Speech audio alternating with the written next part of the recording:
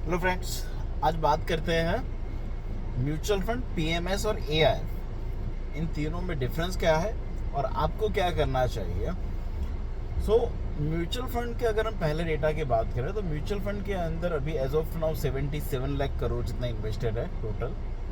अगर पीएमएस की बात करें तो उसमें 37 लाख करोड़ जितना इन्वेस्टेड है टोटल। एंड एआईएफ की बात करें तो उसमें 13.5 लाख जैसा इन्वेस्टेड है टोटल। पूरे इंडिया की बात कर रहा हूँ ये। म्यूचुअल फंड जो होता है वो एक ट्रस्ट अकाउंट होता है, पूल अकाउंट होता है, जिसके अंदर ऑलमोस्ट 250 100 से लेके 250 तक के स्टॉक्स होता है जनरली। नॉट कंपलसरी ऐसा होता है, because there are few schemes जिसके अंदर 16 स्टॉक्स 26 स्टॉक्स ऐसा भी मैंने देखा हुआ है। So it is not compulsory. However अगर जनरली देखें आउट ऑफ 100 स्कीम्स, अगर हम 85% स्कीम्स देखेंगे तो उसके अंदर 100 से लेके 250 तक के स्टॉक्स होते हैं। अगर हम पीएमएस, पोर्टफोलियो मैनेजमेंट सर्विसेज की बात करें तो उसके अंदर एक टेलर मेड सॉल्यूशन होता है। जो एएमसीज होती है इंडिया के अंदर टोटल 46 एएमसीज है, जिसमें से लेटेस्ट जियो, ब्लैक रॉक है। तो ये सारी 46 एएमसीज है, तो उनमें से नॉट 100% सभी एएमसीज के पास पीएमएस एआईएफ है, but there are almost 50% AMCs जिसके पास पीएमएस सर्विसेज होती है। ना ये पोर्टफोलियो मैनेजमेंट सर्विसेज में होता क्या है कि क्लाइंट का खुद के नाम पर ही एक डिमेट अकाउंट ओपन होता है, उसके अंदर क्लाइंट के नाम पर ही स्टॉक्स लिए जाते हैं एंड वही स्टॉक को एक फंड मैनेजर मैनेज करता है। अब इसके अंदर मिनिमम इन्वेस्टमेंट की जो रिक्वायरमेंट है वो होता है 50 लाख। 2018 तक ये रिक्वायरमेंट थे 25 लाख। 2018 के बाद सेबी ने रूल चेंज किया, जो 2019 में इम्प्लीमेंट किया गया था, और तब से ये रिवाइज हो गई है। Minimum investment amount requirement is 50 lakh. Now अगर तीसरी एआईएफ, अल्टरनेट इन्वेस्टमेंट फंड की बात करें तो अल्टरनेटिव इन्वेस्टमेंट फंड होता है जिसके अंदर अगेन पूल अकाउंट ही होता है, और उसके अंदर मिनिमम टिकट साइज जो है इन्वेस्टमेंट की वो होती है 1 करोड़।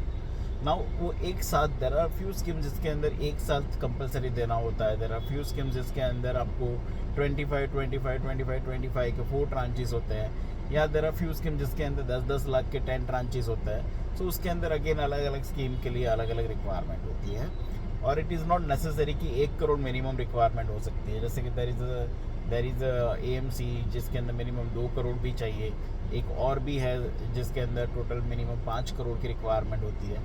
ये एक अल्ट्रा एचएनआई के लिए बनाई गई प्रोडक्ट है जिसके अंदर 50 लाख या फिर तो 1 करोड़ वाले अल्टरनेट कहते हैं बेसिकली इसको। अल्टरनेट के लिए आपको कंपलसरी 1 करोड़ चाहिए, पीएमएस के लिए 50 लाख चाहिए, एंड म्यूचुअल फंड के लिए आप 500 रुपये की एसआईपी करो या लमसम में मिनिमम 5000 के इन्वेस्टमेंट से चालू कर सकते हैं।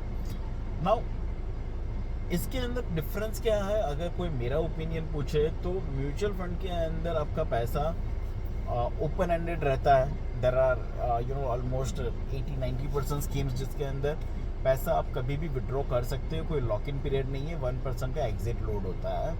जबकि पीएमएस के अंदर 2%, 2.5% जैसा आपका टोटल कॉस्ट रहता है, मतलब आपको इतनी फीस पे करनी है फंड मैनेजर को, और उसके अंदर भी आपका एग्जिट लोड 1% जनरली होता है 1 साल के लिए, उसके बाद नहीं होता है। जबकि एआईएफ के अंदर 3% फर्स्ट ईयर के अंदर, और वो भी एक हार्ड लॉक इन होता है, पहले 12 महीने या 18 महीने का, उसके बाद ही आप पैसा विड्रॉ कर सकते हैं, और वो भी पहले साल के अंदर after completion of hard lock in 3%, फिर 2%, फिर 1%, और 3 इयर्स के बाद आपका वो एग्जिट लोड फ्री हो जाता है। बट जनरली वो 6 साल के लिए स्कीम होती है, और 6 साल के बाद इन्वेस्टर को पैसा वापस दे ही देते हैं। और उसके अंदर भी मल्टीपल कैटेगरीज होती है, कैटेगरी 1, कैटेगरी 2, कैटेगरी 3। उसमें स्ट्रेटेजीज भी अलग अलग होती है। लॉन्ग ऑनली स्ट्रेटेजी, मतलब कि जो शेयर्स ऊपर जाने वाले हैं वैसे ही शेयर्स आइडेंटिफाई करो, यानी शॉर्ट नहीं कर सकते आप उसमें पोजीशन। अगर ऐसी स्ट्रेटेजी भी अगर फंड मैनेजर यूज़ कर रहा है जिसके अंदर मार्केट के फॉल होने पर भी अगर वो बेनिफिट बुक कर सके, प्रॉफिट बुक कर सके, तो उसको लॉन्ग शॉर्ट स्ट्रेटेजी कहते हैं। तो इसमें मल्टीपल स्ट्रेटेजीज भी होती है। अगर कोई मेरा ओपिनियन पूछे कि अगर मेरे पास आज 1 करोड़ है तो वो जनरली यानी कि पीएमएस में भी कर सकते थे, एआईएफ में भी कर सकते थे, एंड म्यूचुअल फंड में भी कर सकते थे। Still I would continue to invest in mutual fund only, because open ended है कभी भी आप एग्जिट ले सकते हैं, कोई पैसा आप लॉक इन कर नहीं रहे हो तो लिक्विडिटी आपके हाथ में रहेगी। T+2 डेज़ के अंदर जनरली आपके अकाउंट में पैसा आ जाता है। एंड रिटर्न्स के मामले में अगर देखा जाए तो इतना कोई बड़ा डिफरेंस होता नहीं है। It's not a huge difference कि म्यूचुअल फंड ने 20% का CAGR दिया और PMI/AIF ने 40% का आपको CAGR दे दिया है। अगर इतना बड़ा डिफरेंस होता then it definitely make sense to take that much risk and block your money.